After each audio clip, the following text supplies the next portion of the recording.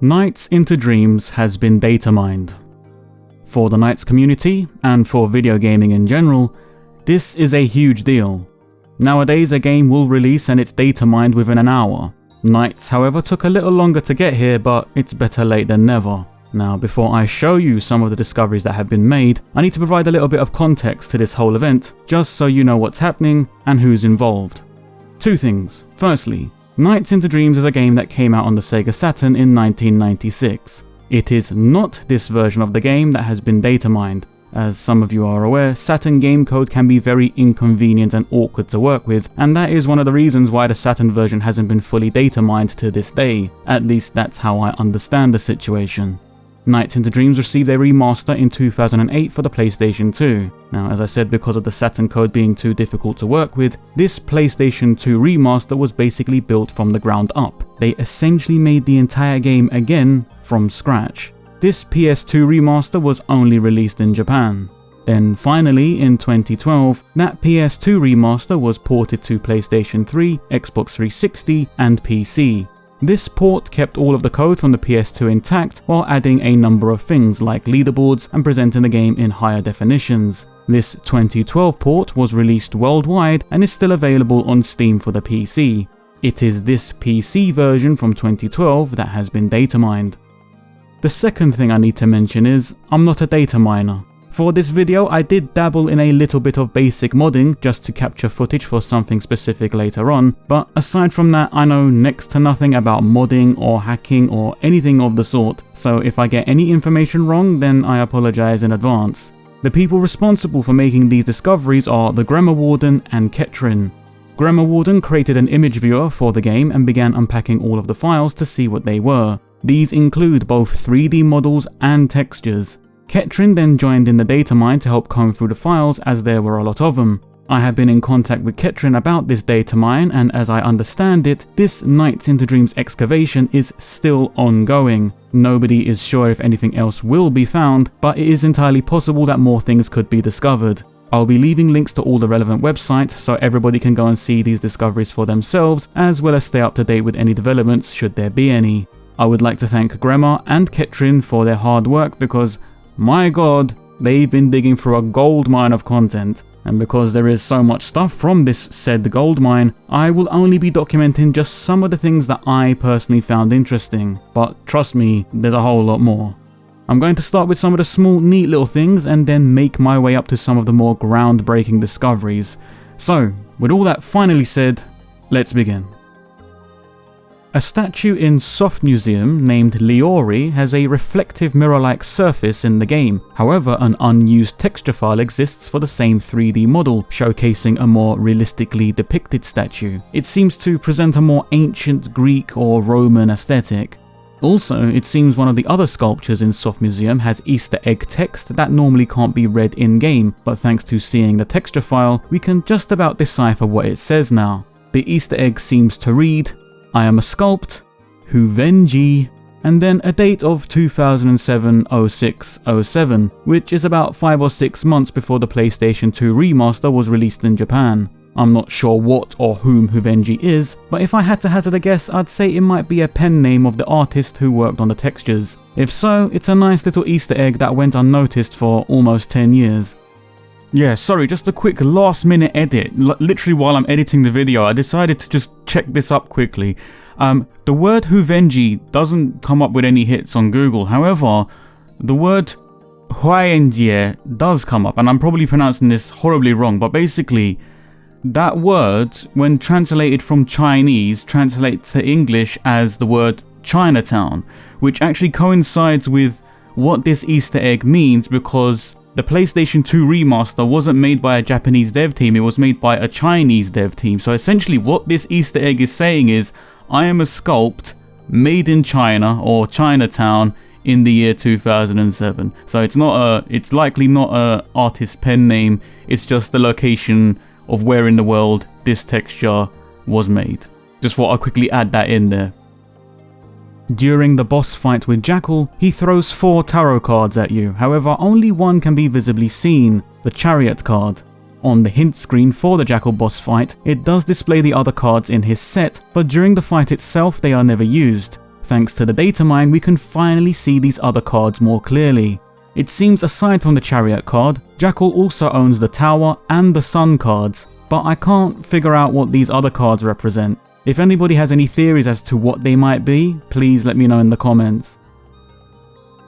At the very end of Puffy's boss fight, a large painting falls down and flattens her. In the original Sega Saturn version, this was just a green texture, but if you play in the brand new Dreams mode, we get a different image entirely. What we hadn't realized until now was that this texture itself features 3 ladies displayed respectfully in an artistic nude painting.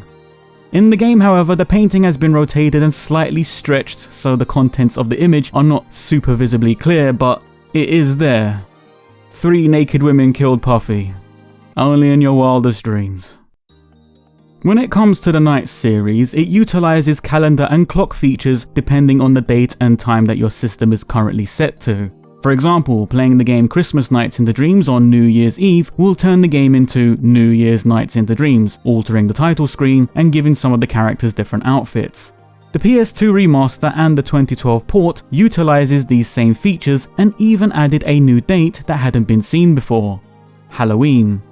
If you play NiGHTS into Dreams during the month of October and select Claris's level Mystic Forest, then some cosmetic changes will occur, seeing Claris and NiGHTS wear spooky Halloween costumes. Playing the level on the Halloween date itself replaces Claris with Elliot, who is seen wearing a vampire outfit. These were nice little brand new bits of content that were created specifically for the remaster and its port. However, it seems the Halloween date had intended to include much more than just some character costumes.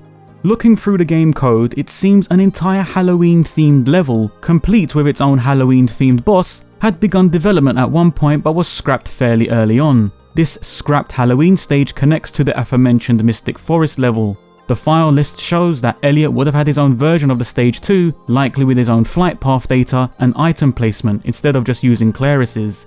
This is similar to what the developers did back in the day for Christmas NiGHTS. In the game, Spring Valley had been retextured into a more festive appearance, and even though it was Claris's stage, Elliot ended up having his own version of that stage, with his own flight path and placement of items programmed into it.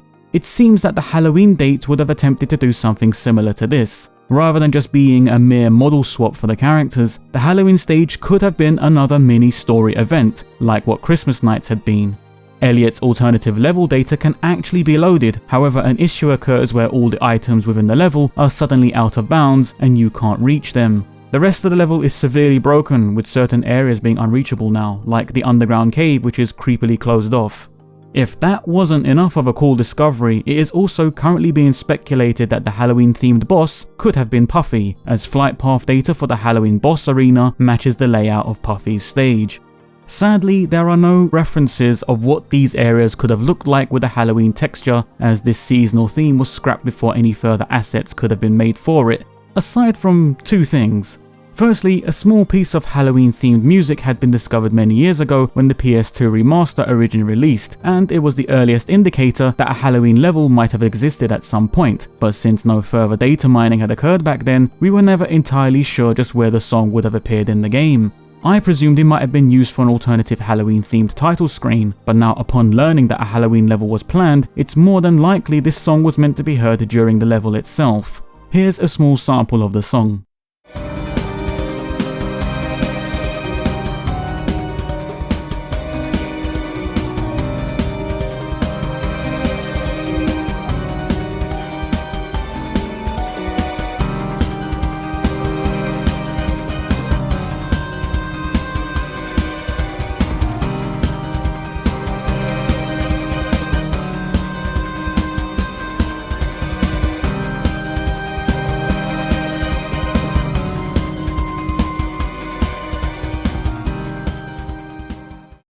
The second asset that had been created for this unused Halloween level was a costume for the Nightopian creatures.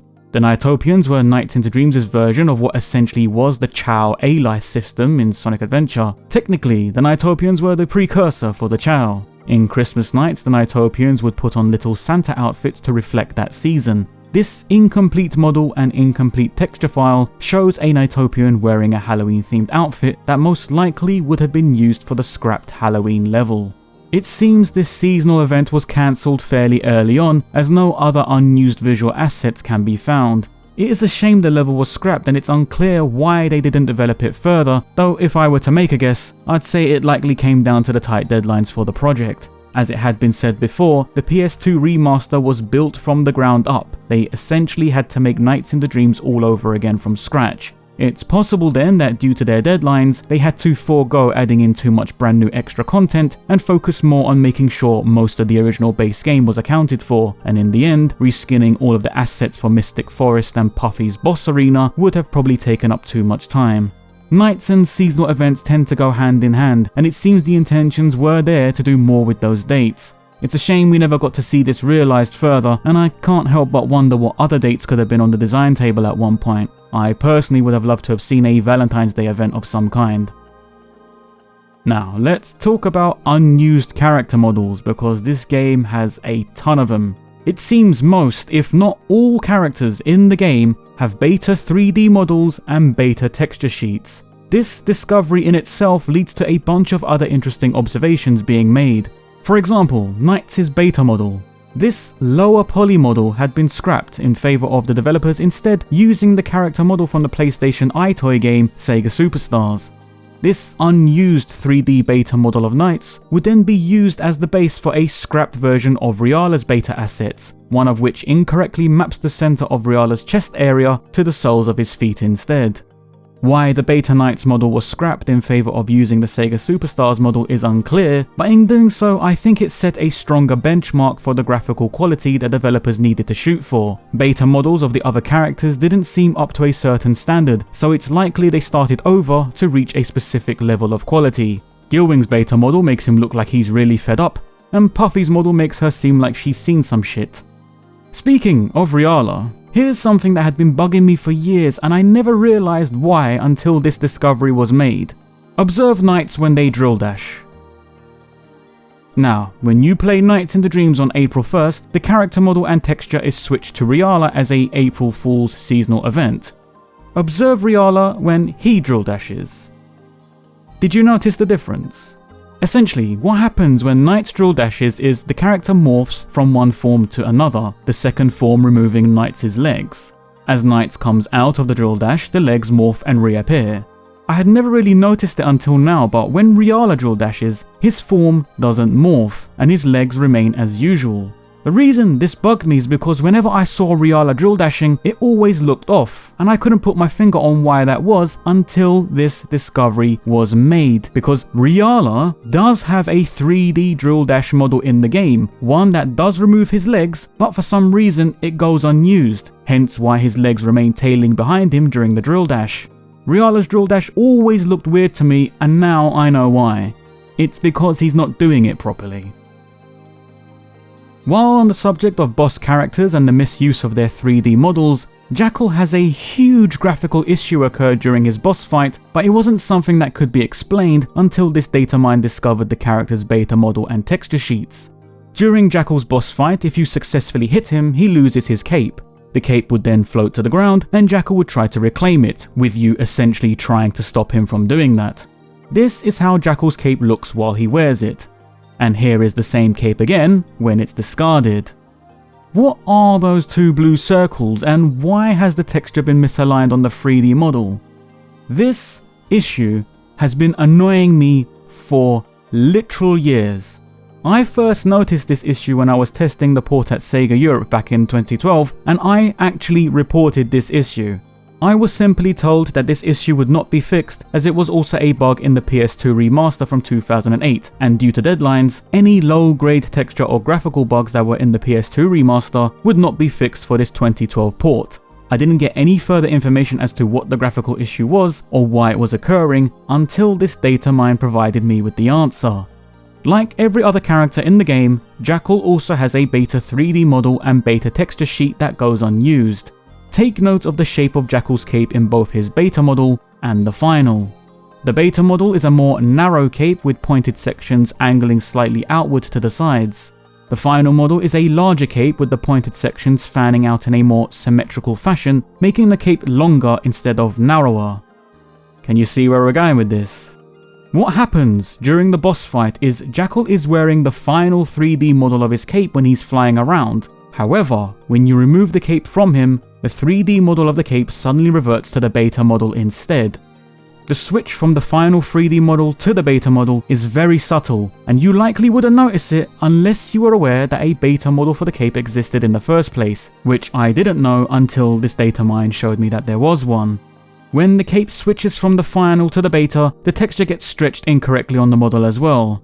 It's actually also worth noting that in fact, on Jackle's final texture sheet, this blue circle can already be seen overlapping the cape, meaning that unless I'm mistaken in my limited knowledge of how texture sheets work, even if the 3D model didn't switch from his final to his beta cape, the fact that this blue circle is overlapping the cape's design already means this texture error was likely going to occur anyway due to the poor layout of Jackle's texture sheet.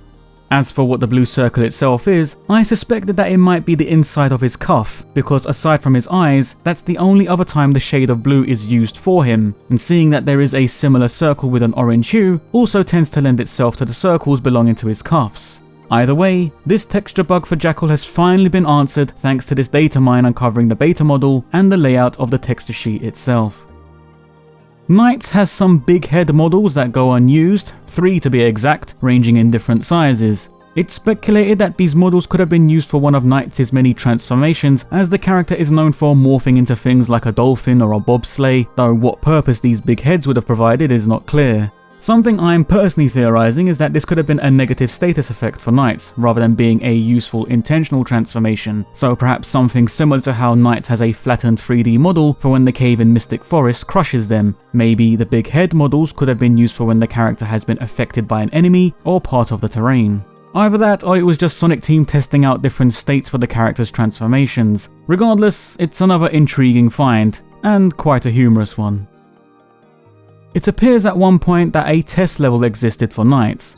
For those that don't know, a test level is a hidden area in a game which is used by the developers to test different elements of the game's code. Everything from the functionality of different items or traversing different styles of terrain can usually be found in the test area. It appears NiGHTS had a test room of its own at one point, but appears to have been removed before the game released. A file labelled teststage.sdf.bin links to a flight path for NiGHTS which is not used anywhere else in the game. Unfortunately, attempting to load the test level's flight path into an actual level causes the game to crash. However, you are able to load the flight path data into a boss arena instead. If we load the flight path for the test stage into Jackle's arena, we can actually get a really clear look at the route. Now, it's nothing too fancy, it's just a simple rectangle flight path that turns briskly but smoothly at both ends. At first, I thought this flight path was just lap 1 from Spring Valley, as they seem pretty similar. The test stage's flight path appears much smaller than Spring Valley's lap 1. It could be theorized that the test stage's flight path was repurposed to make Spring Valley lap 1 or vice versa. Either way, the fact that this flight path still exists in the game's code is pretty cool, and I can only imagine what the actual test stage itself might have looked like.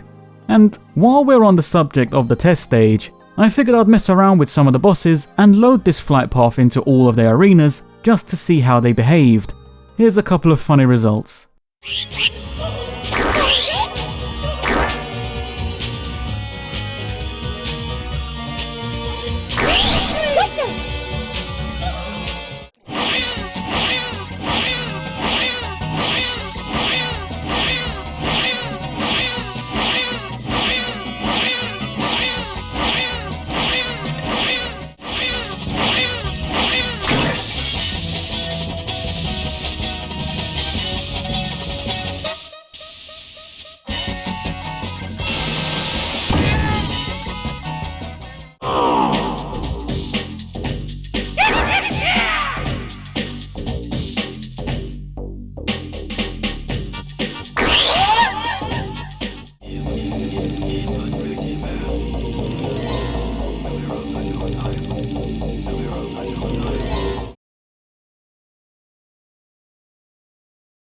Well, it's not nice.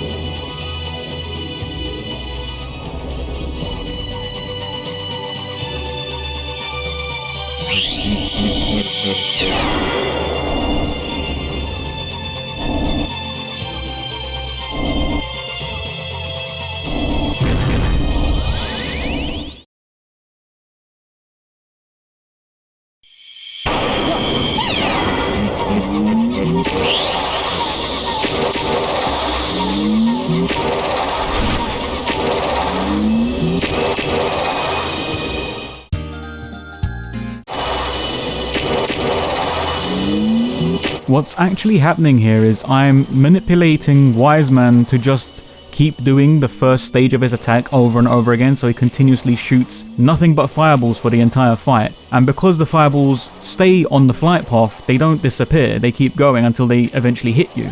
So now that we're using the test stage's flight path data, because the fireballs are continuing to circle around and around, and because he keeps firing more and more fireballs, the fireballs are actually making a visual representation of what this flight path data looks like. I think that's awesome.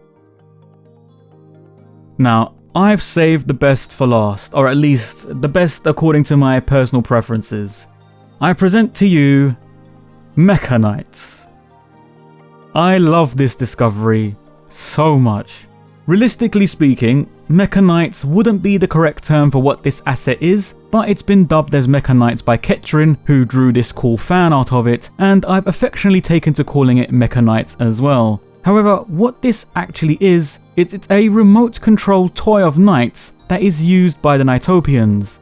Nightopians like Chow begin to use items in-game as they evolve and grow. The problem with the Nightopians, however, is that our understanding of their behaviour is fairly limited, and we're not quite sure how complex or in-depth these creatures can become. So it's entirely possible then that this Mecha NiGHTS toy could actually be accessible through regular gameplay and isn't an unused asset at all. But we won't know for sure unless we get an answer directly from the developers, or somebody from the community spends a long time studying Nightopian behaviour and figures out a way to successfully trigger it. Regardless of whether this is a cut piece of content or not, I absolutely love it.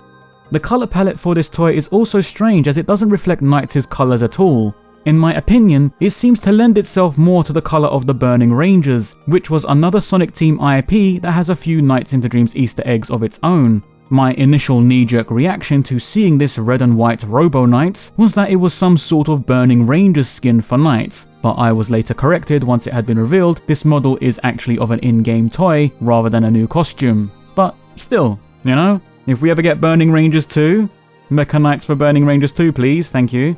Mecha NiGHTS is also interesting in the fact that it has both a 3D model and a 2D sprite version, which means it's something that was designed and implemented for both the brand new Dreams mode and the Saturn Dreams mode, which is a mode that visually homages the graphical aesthetic of how the original Sega Saturn game looked. Because we have been unable to data mine the original Sega Saturn game itself, it is unknown if the origins for Mecha NiGHTS date back as far as 1996, but if we ever do one day data mine that game successfully, I would love to know if Mecha NiGHTS was in there all along. The asset also has animated functionality, and it can be loaded into the level. A Nightopian can be seen holding a remote control device while the NiGHTS toy circles around their head. Unfortunately, a massive downside to the Nightopians are that as soon as you get close to them, they stop what they're doing, discard any items they're holding, and become distracted by your presence, so you kinda have to watch the Nightopian from a distance if you want to see them using the toy. Failing that, alternatively the Nightopian using the Mecha NiGHTS toy can be viewable from the Nightopian collection feature. The fact that both 3D models and 2D sprites of Mecha NiGHTS have been completed with animated functionality is an interesting point, as it begs the question as to why they would cut something like this. That is, if it's even cut at all. As I said, we still can't make a call on if this asset has actually been cut entirely, or if it's just difficult to access through regular gameplay. Either way, it's one of my favourite discoveries from the data mine. And there you have it. As I said, these are just a very small selection of my personal highlights from the data mine. Links are available in the description to some of the outlets that are documenting these discoveries, so if you want to see what else has been dug up, then please head to those sites. Trust me when I say you will not be disappointed. The Grammar Warden and Ketrin have done an absolutely amazing job, and I cannot thank them enough. Some of these discoveries have been absolutely crazy to see. I believe that the image tool that Grammar created to view these assets is actually available for download too. There should be a link to it on the main website, so if you're interested in poking around and having a little dig for yourself, then you can. I actually encourage it, to be honest. The NiGHTS community is a small one, but it's awesome to see people team up to uncover things like this. Who knows what else is waiting to be discovered within this small series of games? If you're interested in diving in, then please do so. Gremma and Ketrin have clearly started something amazing here, and I would love to see where this could go for the future now. In any case, moments like this are rare for the NiGHTS community, but it's so rewarding when something like this does happen. The PS2 remaster came out in 2008. The PC port was released in 2012. And here in 2021, we are finally seeing things that have been sitting there the entire time. It was just buried and hidden beyond our reach. Who knows what else could be discovered a few more years from now? Who knows what else could be possible? I encourage people to get involved. It's nice to dream about the possibilities for this community. Once again, I want to thank Gremma and Ketrin for their hard work. Please go and check out the links provided because they absolutely deserve your attention. Thanks for watching.